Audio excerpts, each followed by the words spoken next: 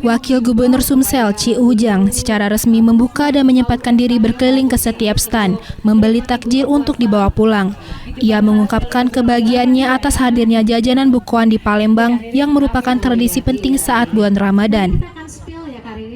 Ia meminta warga kota Palembang memanfaatkan kegiatan ini untuk menikmati berbagai takjil dan masakan yang mengunggah selera.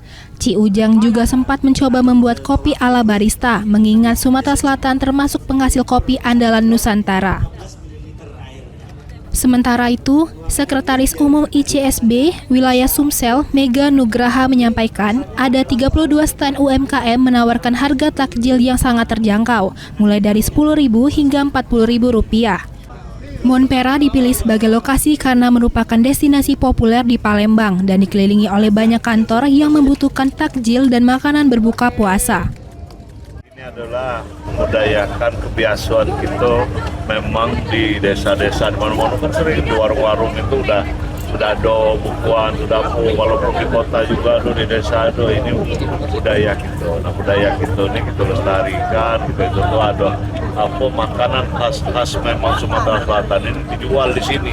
Nah itu kalau pesannya teruskan ini lebih banyak lagi setiap tahunnya. Setiap harinya kita ada kegiatan yang dari forum komunitas UMKM juga, jadi ada belajar masak bareng, ada lomba-lomba dan lain sebagainya.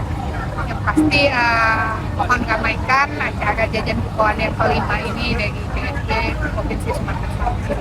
Untuk harganya paling mahal berapa, paling murah berapa? Kisaran dari ada yang 10 sampai dengan 40.000, kisaran seperti itu. Jadi insya Allah terjangkau. Jajan bukuan ini menjadi pilihan tepat bagi warga Palembang yang ingin berbuka dengan cita rasa lokal sekaligus mendukung UMKM di Sumatera Selatan. Dari Palembang, Bambang Irawan, iNews melaporkan.